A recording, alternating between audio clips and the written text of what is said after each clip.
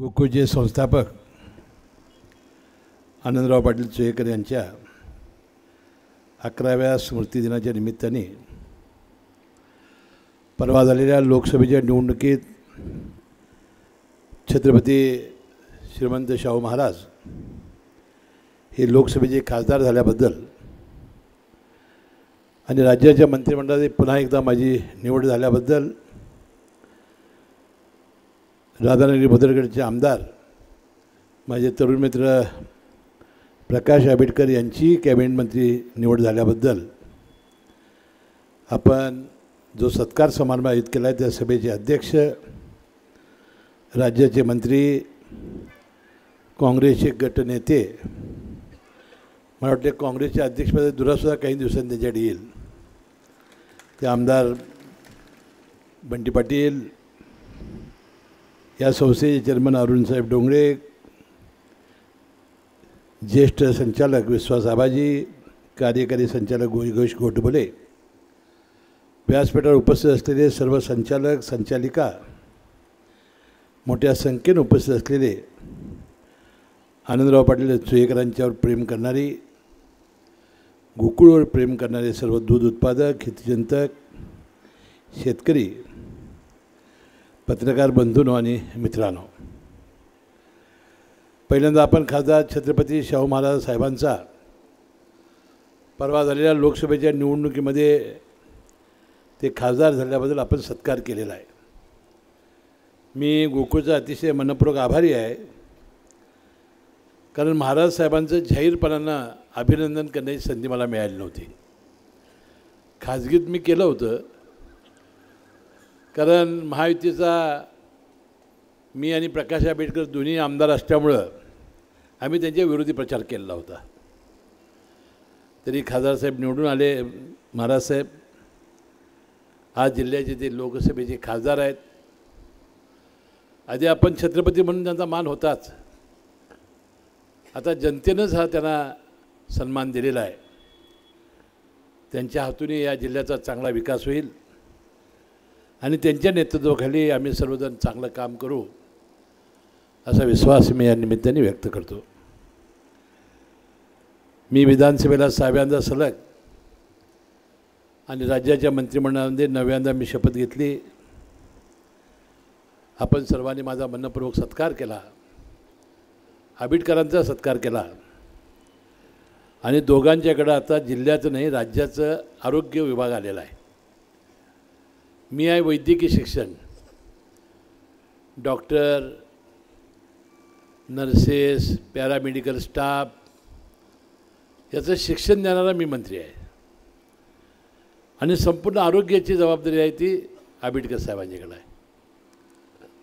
जो उल्लेख बंटी पाटलांनी केला की कोल्हापूर जिल्हा एक मेडिकल हब व्हावा, या प्रकारे भविष्यात आम्ही दोघं मिळून प्रयत्न करू आणि शेंडा पार्कमध्ये ते हॉस्पिटल स्थापन झाल्यानंतर मला वाटतं एक चांगलं मेडिकल क्षेत्रामध्ये आपलं नाव होईल.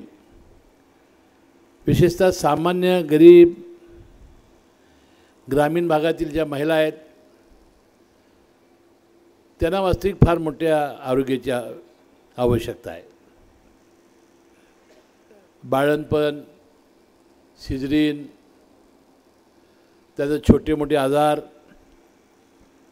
ह्याची फार मोठी चांगली व्यवस्था आंबेडकर साहेबांच्या नेतृत्वाखाली या जिल्ह्यामध्ये होईल असा विश्वास मी या निमित्ताने व्यक्त करतो. आणि आमचा सगळ्यांचा आपण सत्कार केल्याबद्दल गोकुळचे चेअरमन, त्यांचे सर्व संचालक यांचे मी मनपूर्वक आभार मानतो.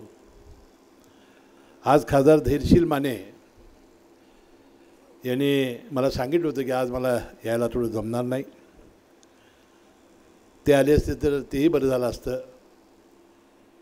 कदाचित त्यांना कधीतरी बोलवून चेअरमन साहेबांनी त्यांचाही सत्कार करावा, कारण श्रीकृष्णाची मूर्ती त्यांना द्यायची राहिलेलीच असेल, एवढीच मी अपेक्षा त्यांच्याकडून व्यक्त करतो. बंधूंनो, गोकुळचे शिल्पकार माजी चेअरमन आनंदराव पाटील चोयेकर साहेबांचं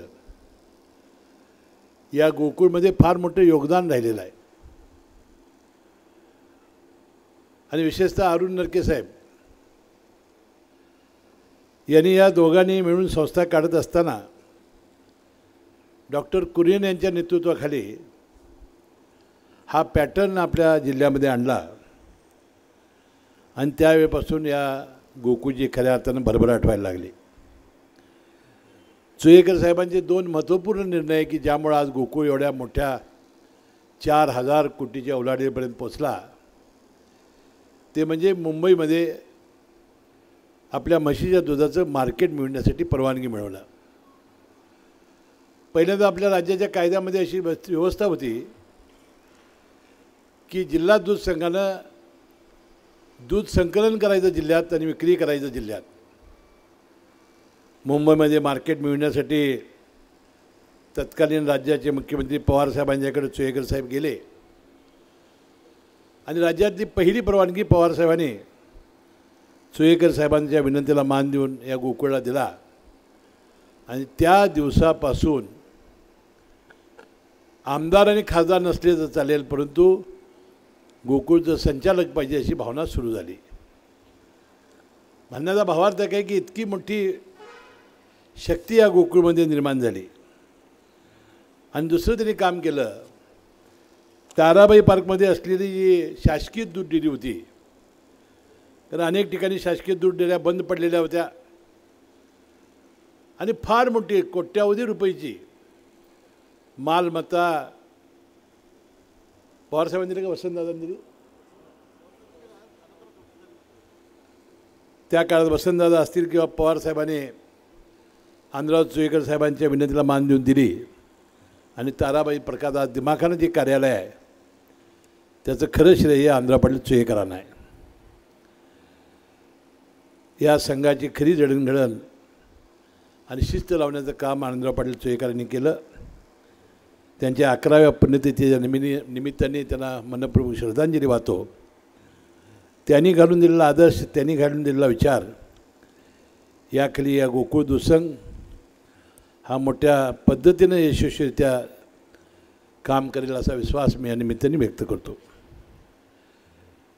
ज्याचा उल्लेख आता अरुणराव डोंगरेंनी आपल्या भाषणात केला की खऱ्या अर्थानं दूध उत्पादक हा छोटा छोटा शेतकरी आहे, शेतमजूर आहे. विशेषतः माझ्या शेतात राबणाऱ्या माझ्या माता भगिनी, तुम्ही जर बघितलं तर जवळजवळ 75-80% महिलाच या व्यवसायामध्ये काम करतात. सकाळी लवकर उठणं, शेणघाण काढणं, जनावरांची स्वच्छता करणं, दूध घालणं आणि पूर्णपणानं आपल्या संसाराला कसा उपयोग होईल, आपल्या मुलाला एका दुसरा थेंब कमी घालूनसुद्धा ते डेअरीला कसं जाईल आणि संसाराला कसा उपयोग होईल असा आमच्या भगिनी विचार करतात. आणि म्हणून त्यांच्या श्रमाला प्रतिष्ठा देणं, त्यांच्या घामाला दाम चांगल्या पद्धतीने देण्याचं काम या गोकुळ संघानं केलेलं आहे, ज्याचा उल्लेख बंटी पाटलांनी केला. आज राज्यामध्ये सगळ्यात जास्त गाईच्या दुधाचा दर किंवा म्हशीच्या दुधाचा दर हा आपल्या गोकुळचा आहे. याचा आपल्याला सर्वांना अभिमान वाटला पाहिजे. आता ज्याचा उल्लेख 20 लाख लिटरचा संकल्प जो आम्ही केलेला आहे तो आता दृष्टिक्षेपात आलेला आहे. आज म्हशीचं दूध आहे 9,35,000 आणि गाईचं दूध आहे 8,95,000, म्हणजे 18,30,000 संकलन आज आहे आणि फक्त 1,30,70,000 लिटर झालं की 20 लाख होणार आहे. आता माझ्या लक्षामध्ये आलं की आम्ही ज्यावेळी खडबडून मी आणि बंटी पाटील जागा झालो की गेल्याच्या वर्षी किंवा त्याच्या गेल्या वर्षी 1 वर्ष 1.5 वर्ष झाला असेल, मुंबईचे सगळे वितरक आमच्याकडे आले आणि त्यांनी सांगितलं की आपल्या दुधाची क्वालिटी बिघडायला लागलेली आहे, म्हशीचं दूध कमी पडायला लागलेलं आहे. अमूलकडनं आम्ही दूध घेत होतो, कुठल्या कुठल्या त्या गुजरातच्या संघाकडून, राजस्थानच्या संघाकडून, परंतु खऱ्या अर्थानं कोल्हापूर जिल्ह्याच्या म्हशीच्या दुधाला जी चव आहे ती देशात कुठेही नाही. म्हणून अनेक वेळा आपला अमूल हा कोल्हापूर जिल्ह्यामध्ये येऊन इथं म्हशीचं दूध खरेदी करत होता आणि जवळजवळ 2-3 लाख लिटरला चाट ही आमच्या संघाला त्यांनी लावलेली होती आणि हेच दूध आपलं मुंबईमध्ये विकलं जात होतं. कारण अमूल अनेक वर्ष मुंबईमध्ये मार्केटिंगमध्ये असूनसुद्धा तिथल्या म्हशीच्या दुधाला कधी मार्केट मिळालं नाही. परंतु गोकुळमध्ये कोल्हापूर जिल्ह्यातलं दूध घेऊन ते विकायला लागले. आपण तात्काळ ते दूध कसं बंद होईल असा प्रयत्न केला आणि आम्ही ठरवलं एकूण आपले उत्पादक किती आहेत त्या उत्पादका एक एक म्हैस जरी आपण घ्यायला जर प्रवृत्त केलं, बँकेकडनं सुविधा दिली, अनुदान दिलं, तर कितीतरी म्हशी येऊ शकतील. आणि कोल्हापूर जिल्ह्यामध्ये बँकेनं पुढाकार घेतला. जवळजवळ 500 कोटी रुपये ते कधीच आता संपलेले आहेत. त्याला अर्थसहाय्य आपण दिलं.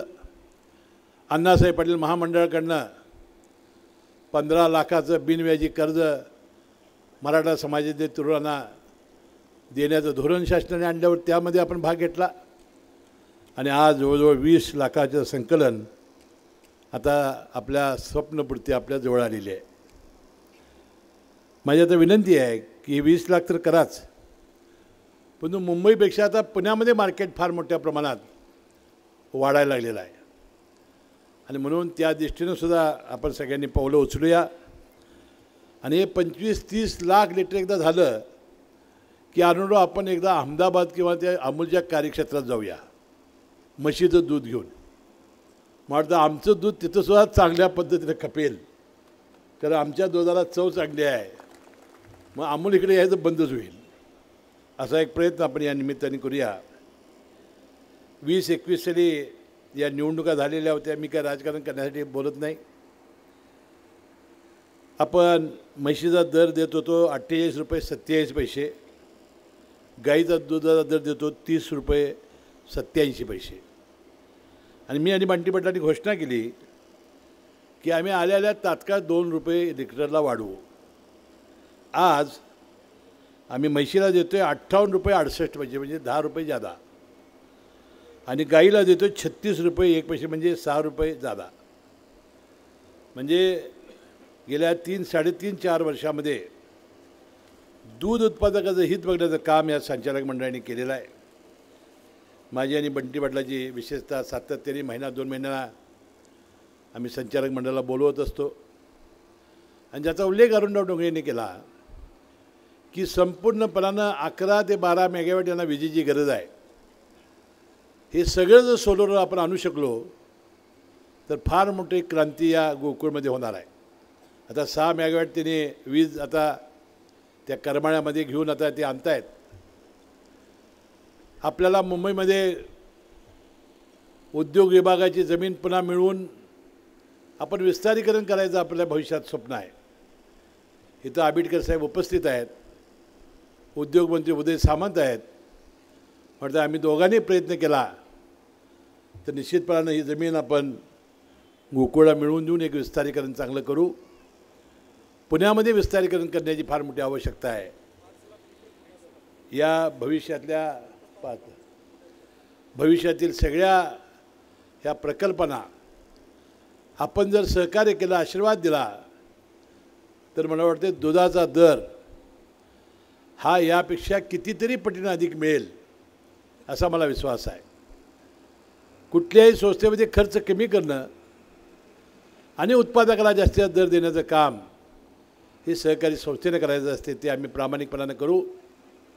आणि ज्या पद्धतीनं या गोकुळ संघावर आपली सगळ्यांची श्रद्धा आहे, राज्यामध्ये गोकुळचं ब्रँड व्हावं मी अनेक वेळा मागणी मंत्रिमंडळामध्ये केलेली आहे. जवळजवळ सगळे दूध संघ बंद पडलेले आहेत. राज्याचा महानंद दूध संघ आता NDDBला चालवायला दिलेला आहे. आणि मला वाटतं हे गोकुळचं ब्रँड जर आला तर हे देशभर अमूलनंतर गोकुळचं नाव होईल. आणि माझं स्वप्न आहे अमूलपेक्षाही अमूलला स्पर्धा करण्यासाठी गोकुळनं आता सिद्ध व्हावं, अशा प्रकारची अपेक्षा मी या निमित्ताने व्यक्त करतो. जाता आता राजकारण काय मला बोलायचं नव्हतं, खरं बंटी पाटलांनी चिमटा काढल्यामुळं थोडं त्या विषयावर मी बोलणार आहे. भगिनींना माहिती आहे आपल्याला अनेक निवडणुकामध्ये पक्ष जाहीरनामे करत असतात, जाहीरनाम्याची पूर्तता होत असते.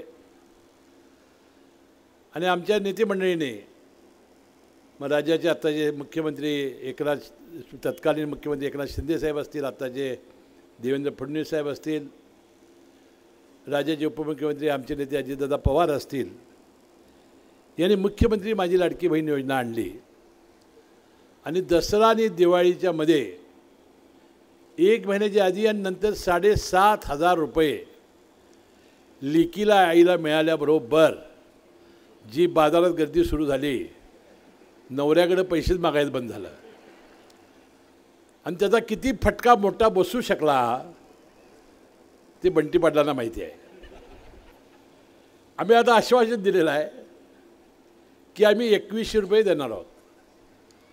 आता डिसेंबरचा हप्ता 1500चा आला का नाही? 1500चा हप्ता आलेला आहे. विकास कामाला शक्यतो आम्ही कात्री लावू, काही करू, परंतु ही योजना आम्ही बंद होऊ देणार नाही. आणि विधानसभेच्या आता निवडणुका संपलेल्या आहेत, ग्रामपंचायतीच्या आता चालू आहेत किंवा स्थानिक स्वराज महानगरपालिका, नगरपालिका, जिल्हा परिषद, पंचायत समितीच्या आधी तुम्हाला 2100 रुपये आम्ही दिल्याशिवाय राहणार नाही, की ज्यामुळे पुन्हा सगळ्या सत्ता माझ्या लाडक्या भगिनी आम्हाला युतीला देतील. त्यानंतर सगळी योजना, 3 सिलेंडरची योजना आम्ही बंद करणार नाही. मुलींचं उच्च शिक्षण चालू राहील मोफत. महिलांना 50% एसटीमध्ये सवलत चालू आहे. माझ्या लाडक्या भावांना 7.5 हॉर्सपर्यंत वीज बिल आम्ही माफ केलेलं आहे. अशा अनेक कल्पना. आणि पुढच्या विधानसभेच्या आधी मग कर्जमाफी करायची आहे आपल्याला. 5 वर्षात करायची आहे ना. ते 5 वर्षाचा आमचा जो जाहीरनामा आहे, 5 वर्षाचा जाहीरनामा आहे ना. ठीक आहे, विरोधाचा भाग सोडून त्यांनी विषय काढल्यामुळं आता आमची पहिलीच JR मध्ये अट होती की 2.5 लाख उत्पन्नाच्या वर असेल त्याला महिलेला मिळणार नाही. मग आम्ही केशरी आणि पिवळ्या कार्डाला, रेशन कार्डाला आम्ही अट काढून टाकली, सरसकट चालू केलं. मला तुम्हीच भगिनींनो सांगा की इन्कम टॅक्स आणि 4 चाकी एवढ्या 2 अटी आमच्या आज आहेत. ते आम्ही तक्रार आली तर आम्ही करणार आहोत. सगळ्या टाटा बिर्लाच्या घरात एका महिलेनं जर आता केला अर्ज तर तिला द्यायचं काय? तुम्ही सांगा, द्यायचं देऊया आपण. अडाणीच्या घरातल्या एखाद्या महिलेनं कुणी केला, करणार नाही, ते केलं तर द्यायचं काय? आणि ह्यातलं काय निघालंच इकडं तिकडं थोडंफार तर आम्ही पैसे परत मागणार नाहीत. माफ माझ्या भगिनींना सगळ्या. हे कळ काढल्यामुळे मला बोलायला पडेल.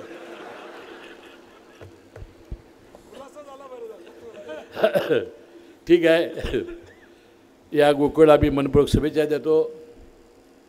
उद्या चेअरमन साहेब सोडून सगळे प्रदेशात जात आहेत. चेअरमन ते इथं का राहत आहेत ते कोण आम्हाला कळालेलं नाही. अभ्यास दौरा करणार आहेत, त्यांना मनपूर्वक शुभेच्छा देतो. आणि सुखरूपपणानं त्यांनी परदेशातून आपल्या देशात यावं आणि पुन्हा ही गोकुळची धुरा देशात अमूलची स्पर्धा करण्यासाठी जे काही शिक्षण आणायचं तिथनं ते सगळं त्यांनी घेऊन यावं. आता फक्त एक कमतरता अजून आणून राहिलेली आहे, IVF. त्यामध्ये काय तुम्ही चांगलं काम केलेलं नाही.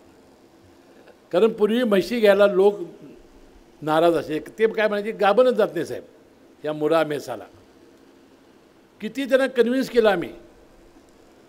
मी आणलेल्या 12 म्हशी त्यामध्ये एकच गेली नाही, बाकीच्या 11 गेल्या गाभण. म्हणजे मी 12 म्हशी आणल्या, आता 40चा गोटा बांधला आहे. त्यात काय फार नफा आहे नाही, जो स्वतः काम करतो त्याला नफा आहे. आम्हाला शेण आणि झालेली रेडी एवढाच फायदा आहे. परंतु एक मेसेज जावा म्हणून मी आणि बंटी पाटलांनी या म्हशीचं केलं, अधिकाऱ्यांना सांगितलं. आणि कुठल्याच्या कुठं आता गाईचं दूध संकलन केलं बघा.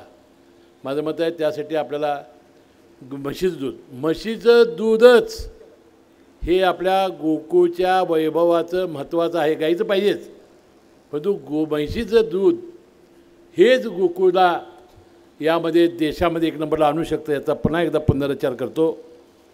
IVF तात्काळ मला वितरक अरविंद पाटील भेटले होते. त्यांनी त्या परित्याला काहीतरी 300-400 म्हशी आणलेल्या आहेत. त्यांनी IVF सेंटर चालू केलेलं आहे. अशी कुठं कुठं असतील ते सेंटर चालू करा. तिथनं तज्ज्ञ डॉक्टर घ्या, किती पगार लागू दे, परंतु एक म्हैस जर गाभणला आली तर ती गाभण गेलीच पाहिजे. आणि त्यांना रीडी दिलीच पाहिजे अशा प्रकारचं हे तंत्रज्ञान यशस्वी करा अशा प्रकारची अपेक्षा व्यक्त करतो आणि आपली रजा घेतो. जय जय महाराष्ट्र.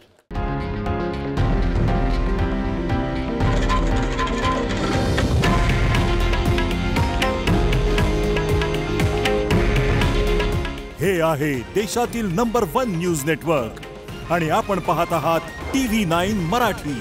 काळजी तुमची, हित महाराष्ट्राचं.